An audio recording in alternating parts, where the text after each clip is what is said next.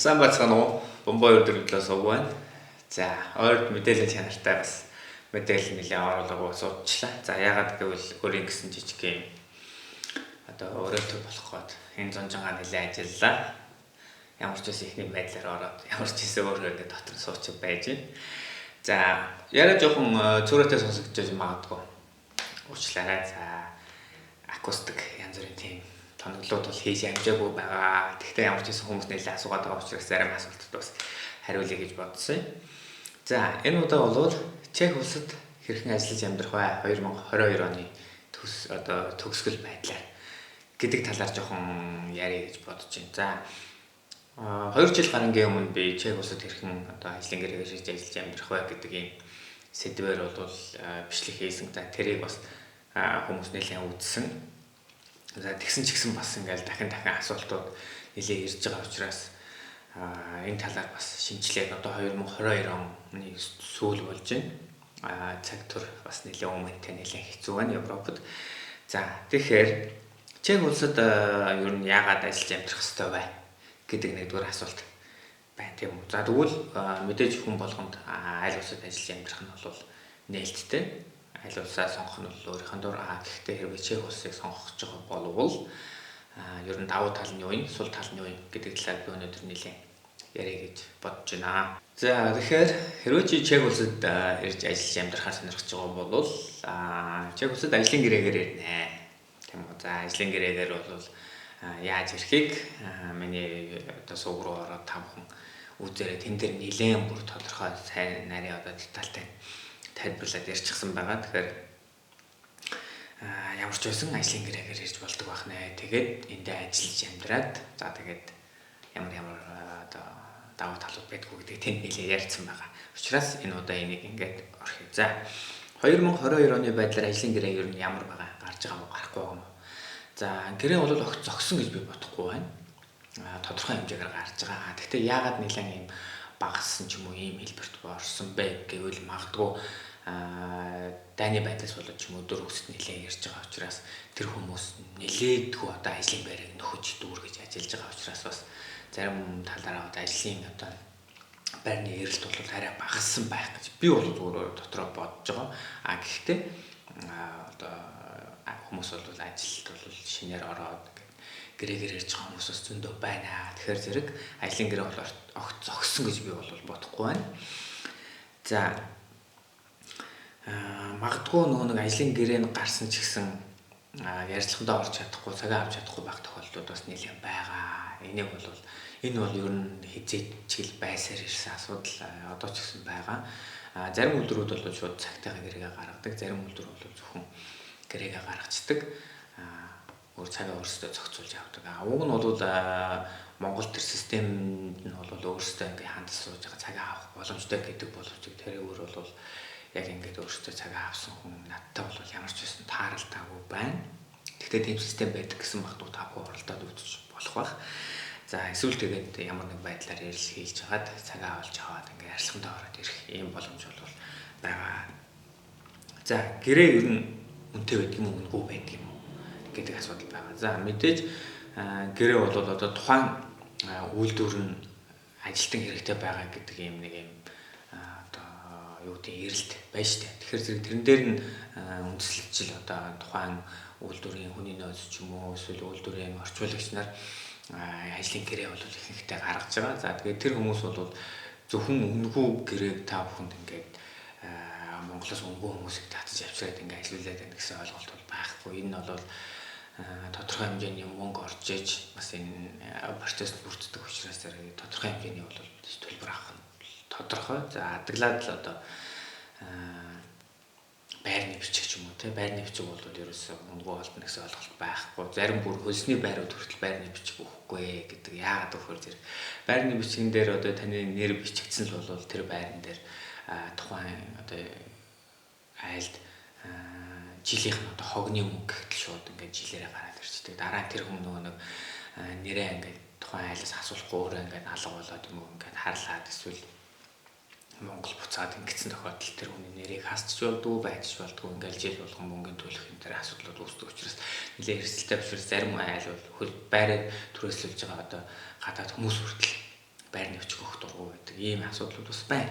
Тэгэхээр энэ мэд зүйлийг олж авахын тулд мэдээ тодорхой хэмжээний төлбөр мөнгө орон цаг хугацаа орон. За тэгээд ирсэн хон чинь байр савнд одоо оруулж өгөх эсвэл цагт гадаадын цагтаа руу дагуулж авах, магадгүй онгоцны буудлаас тосох. Ингээд нэг тодорхой хэмжээний процесс орж цаг хугацаа нэлээд орох одоо хөдөлмөр нь орох учраас тэр хүмүүс чинь мэдээж та бүхэнд үнэгүй гэрээ гаргаад байна гэж бол байхгүй. Тэгэхээр энэ бол ямар ч гэсэн тодорхой хэмжээний үнэгүй одоо олдно гэсэн зүйл байхгүй гэж ойлгож болно. Магадгүй таны аав ээж чинь ч юм уу яг энд байгаад та нарыг татах гэж байгаа бол мэдээж өөр хүүхдээс одоо мөнгө авах гарч татах байх. Иймэрхүү тохиолдолд тань магадгүй үнэгүй гэрээ олдно гэхээс бусдаар бол тодорхой хэмжээний төлбөр мөнгө төлж ээж л энэ гэрээ бол олддог. Энэ олон жилийн өмнө чинь байсан одоо ч юм байна. За хуурамч гэрээ гэж юу вэ? За хуурамч гэрээ бол маш их байдаг. Гэрээ гаргана гэсэн зар болгон үнэн биш, зар болгон худлаа биш. Тэгэхээр энийг бол нэлээд сайн нэгтэлж судлах хэрэгтэй. За яг энэ талаар бол мэдээж би бичлэг бас хийсэн байгаа. Хуурамч гэрээнээс хэрхэн сэргийлэх вэ гэж бичлэг хийсэн байгаа. Тэгэхээр та бүхэн тэрийг бас олж үзэж болно. За ер нь бол хуурамч гэрээний пост сүүлийн үед бас нэлээд явж байна. Цагийн дээр хүртэл бас одоо хуурамч одоо юм зүйлүүд болоод ингээ хүмүүс зөндөө мөнгө олгодуулсан энэ төр тохиолдлууд байна. Тэгэхээр зэрэг мэдээж тодорхой хэмжээний цаг хугацаа орно, удна. Чинь шууд нэг аймагаас нөгөө аймаг руу шууд ингээд явчих байгаа биш. Чинь бүх зүйл ингээ процесстэй учраас нэлээд удна. Тэрийг хүлээж чадах юм бол ер нь бас найдвартай хүний олон тохиолдолд бол ирэх нь бол тодорхой.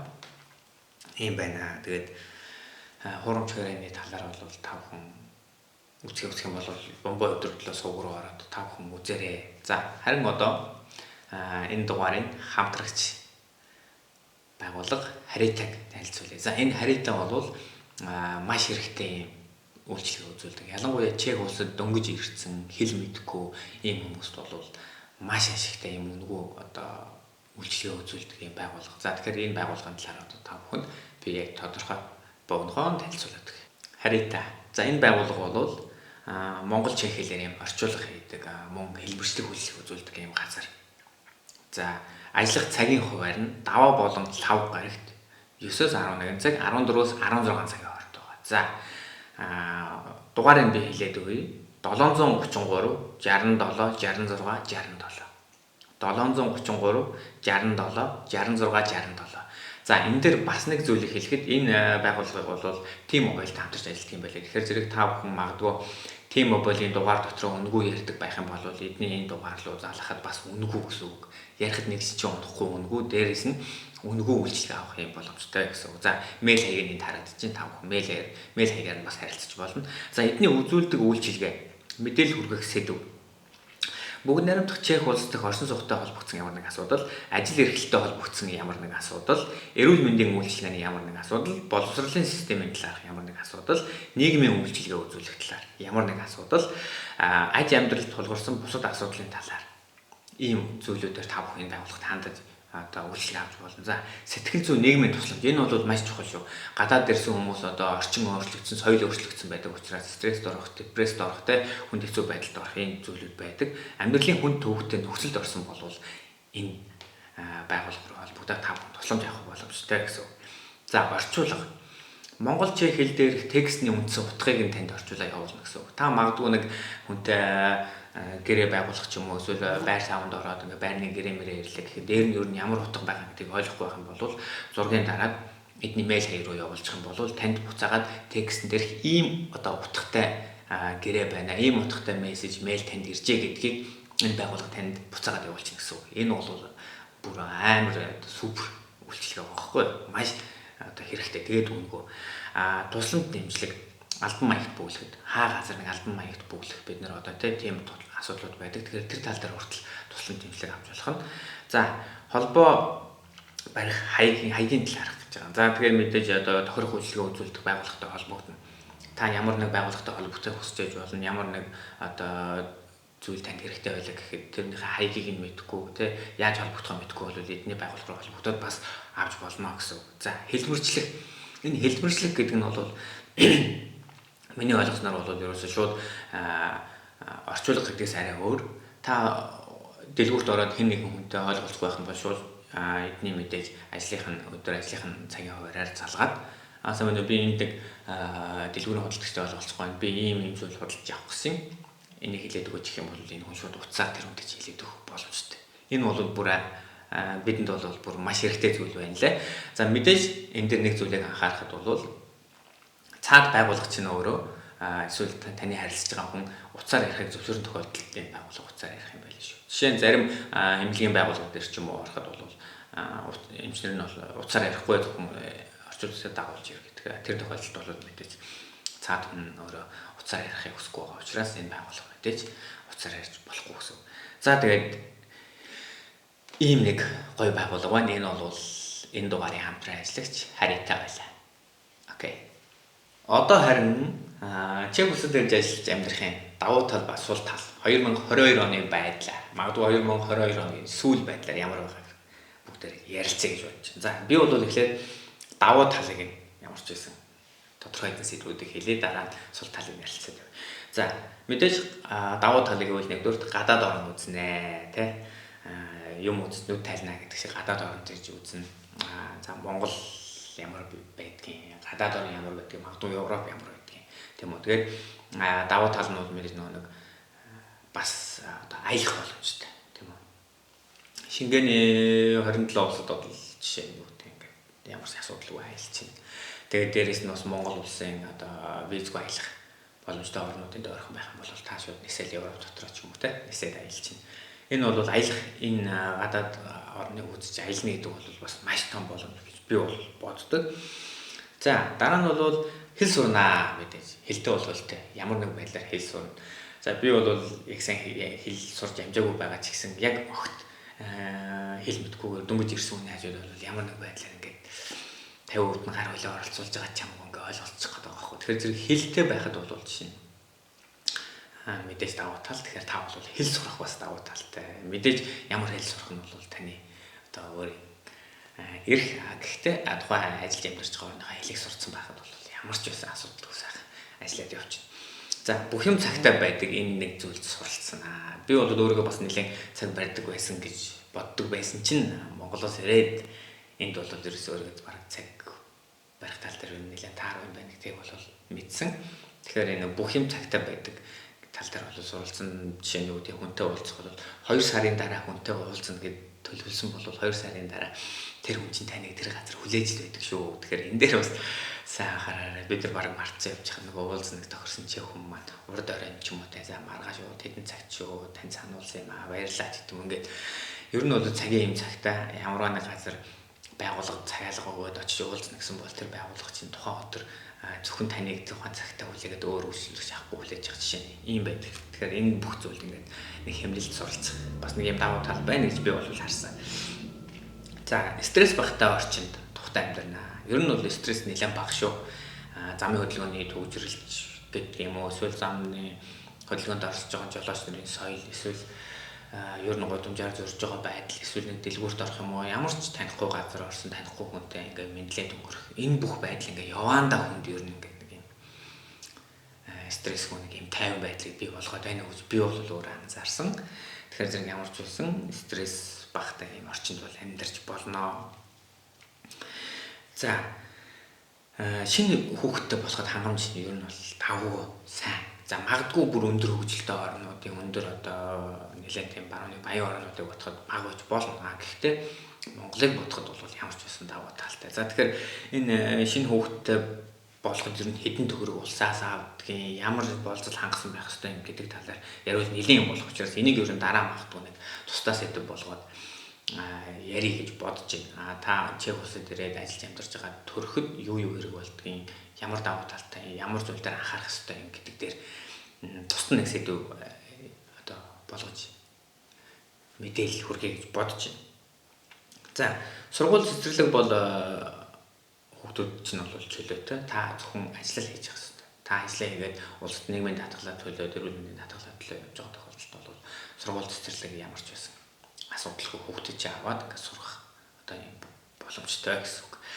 За яг хөө сүүлд бол жоохон ховордож байгаа яагаад гэвэл мэдээж гаднаас дөрөвс нэлээд ярьж байгаа. Энэ дээр бас асуудлууд байна. Тэгэхээр ямар хот уу те хүн ам хэрэг одоо төвлөрсөн хот уу гэдгээс хамаарат бас янз бүр байгаа хаа. Гэхдээ л ямар ч байсан сургууль цэцэрлэг бол асуудалгүй байна. Та ч гэсэн өөрөө ажлынхаа хажуур сурах хөгжих юм боломж бол зөндөө байдаг.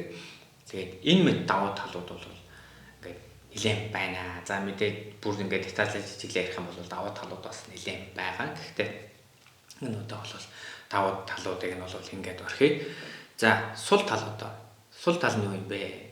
За дасаагүй шинэ орчинд шинэ соёлтой шууд нүүрт болно. Би ч гэсэн өөрөө тэгсээ. Би бол одоо өөрөө Улаанбаатарт ингээд бүр ингээд амар завгүй орчинд ингээд ажиллаж амьдарч ирсэн. Гинтхэн ийм 50 орчинд ирсэн чинь баг. Би хаана ирч вэ? Юу хийж вэ гэж бодох шигтэй бүр яг ийм шинэ орчин. Тэгээл бүх соёл орчин ондоо очраас жоохон эхний байдалд бол жоохон тийм байсан. Тэгээд 3-6 сарын дараанаас бас арай гай болоод тасаад одоо л ирэхэд ингээд энэ нэмэлт нь ороод ингээд ажиллаад амьдраа явж байна. Тэгэхээр энэ бол бас нэг сул тал байж болно. За ажил бол ажил. Ажлаа хийхгүй бол тэгээд цаашаа ер нь бол амьдрал бол хэцүү. Энэ бол хэцүү. Яа Монголд бол жишээ нь би нэг ажилгүй боллоо гэхэд ажилгүй сарынхаа хугацаанд эсвэл ажилгүй хагас сарынхаа хугацаанд ажилгүй 7 өдрийнхөө хугацаанд ахындаа хичээндээ эсвэл ээж аавындаа найз нөхдөндөө очиод ингээд болдог бол Европт бол тийм бол байхгүй. Баг сайн ярих юм бол ах トゥ гэсэн ч гэсэн таны гэртээ хонуулахгүй. Ерөөсөө ийм байдаг. Тэгээд тийм болохоор зэрэг ер нь л өөрөө ажиллаа хийж өөрөө хөдөлмөрлөж яг өөрийгөө авч явах юм болдог учраас энэ бас зарим хүнд бол бас жоохон хүндрэл болж магадгүй. Зарим угаасаа өөрийгөө ингээд ямар ч асуудалгүй аваад ингээд яваад сурцсан хүнд бол бас нэг асуудал болохгүй байна. За зарим үйлчлэгээ бол хэд удаан. Энэ бол нэлээд сул тал. За миний шүд өвдлөг гэхэд би үзүүлээгээд очиход 2 сарын дараа тэдэн цагт ирээрэй гэж над тулгарсан одоо бүр яг юм факт одоо жишээ шүү дээ. Тийм байна. За би нэг шинэ жил болоход гутлын маань уул нэлээлэгчжээ. Тэгээд